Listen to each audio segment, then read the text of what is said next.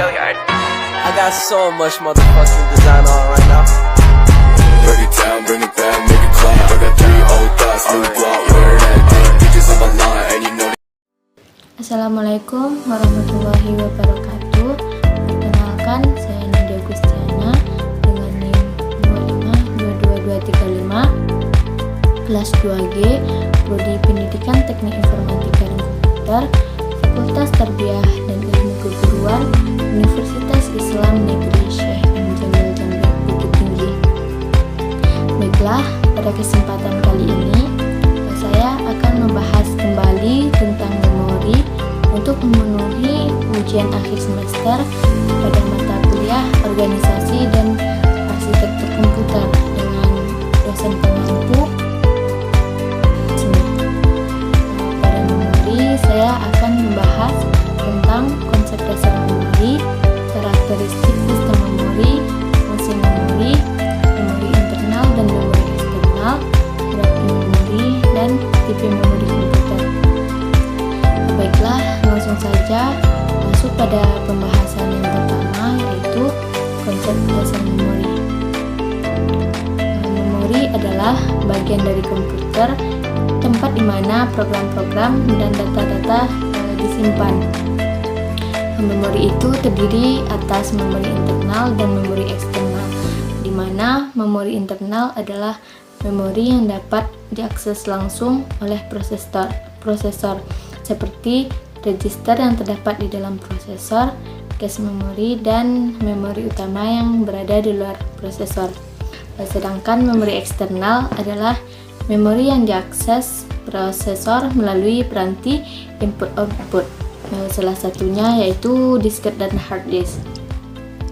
Masuk ke pembahasan yang kedua, yaitu karakteristik memori. Karakteristik memori yaitu yang pertama, lokasi memori berada pada 3 lokasi yang berbeda, yaitu pada memori lokal. Memori ini berada di dalam CPU dan diperlukan untuk semua kegiatan CPU. Memori ini sering juga disebut dengan register. Kedua, memori internal.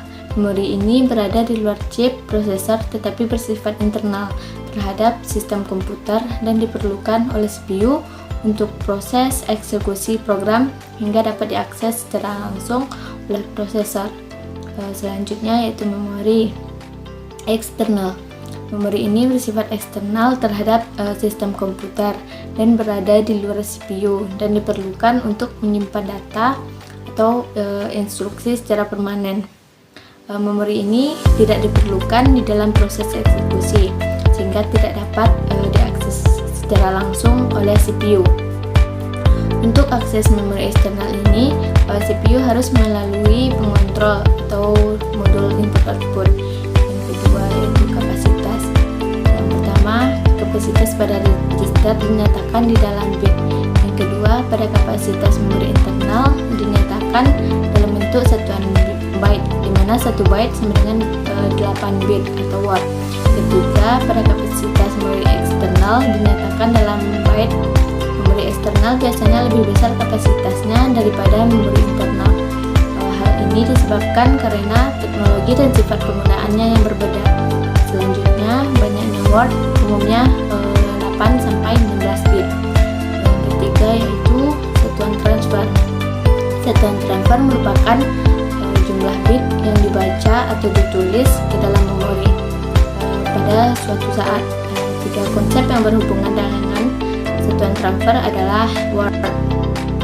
Word merupakan satuan alamat organisasi memori. Ukuran word biasanya sama dengan jumlah bit yang digunakan untuk representasi bilangan dan panjang instruksi. Selanjutnya, addressable unit. Pada sejumlah sistem addressable unit adalah word. Namun, terdapat sistem dengan pengelamatan pada tingkatan byte. Selanjutnya, unit of transfer. Unit of transfer yaitu jumlah bit yang dibaca atau dituliskan ke dalam memori pada suatu saat pada memori eksternal. Transfer data biasanya lebih besar dari suatu word yang disebut dengan block. Yang keempat, metode akses. Ada 4 jenis pengaksesan pada metode akses, yaitu yang pertama sequential, akses. Pada sequential access, memori diorganisasikan menjadi unit-unit data yang disebut record dan harus dibuat dalam bentuk urutan linear yang spesifik. Selanjutnya, direct access. Direct access menggunakan shared read atau write mechanism, tetapi setiap blok dan record memiliki alamat yang unik berdasarkan lokasi fisik. Contohnya yaitu disk.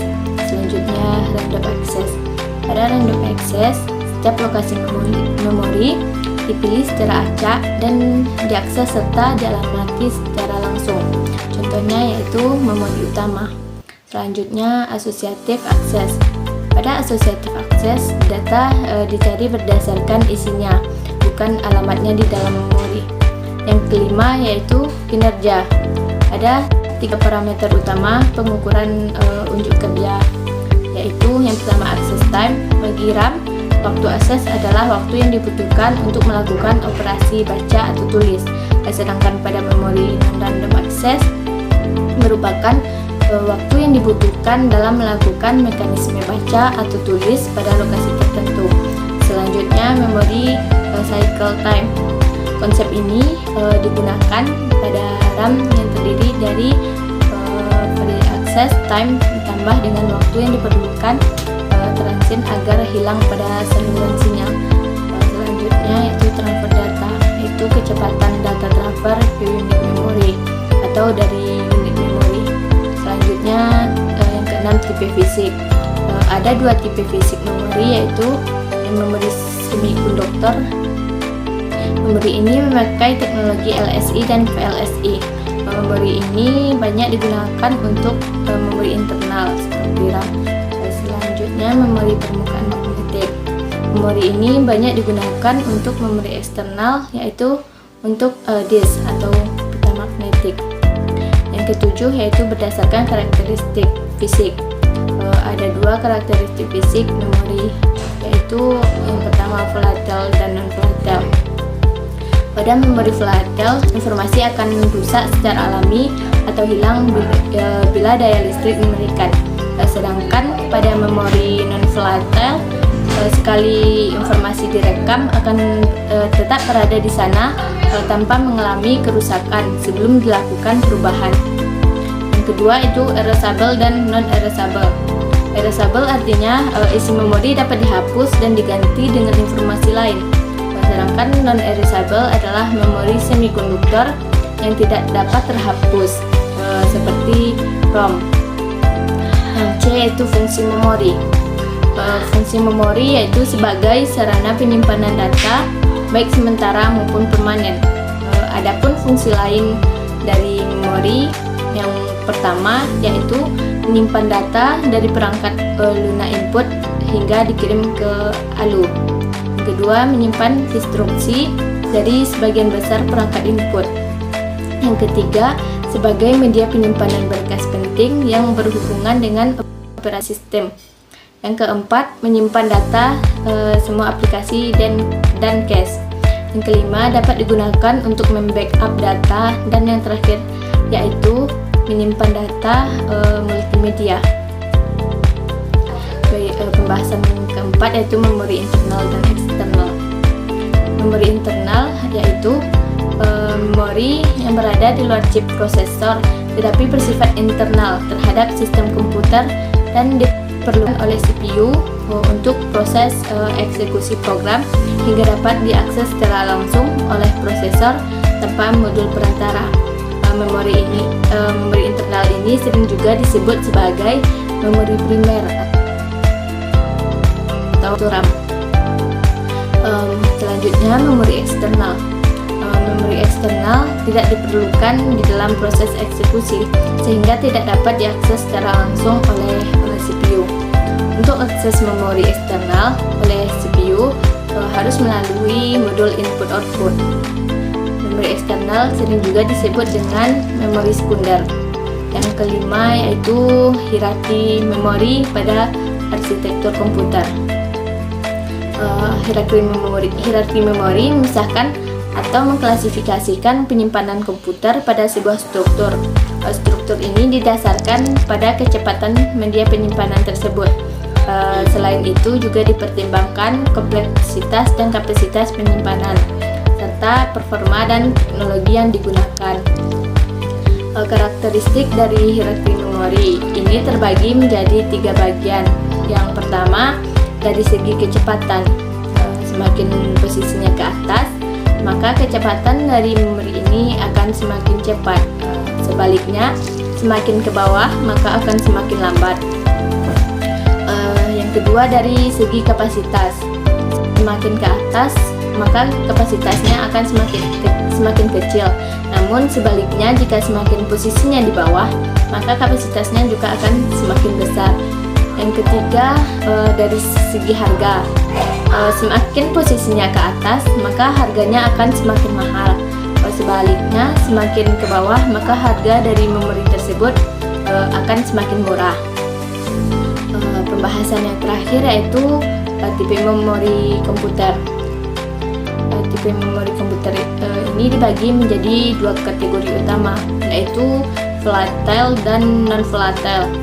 Volatile memori adalah jenis memori yang apabila daya listriknya dimatikan, maka isinya akan hilang. Yang termasuk ke dalam kategori ini contohnya adalah memori jenis RAM.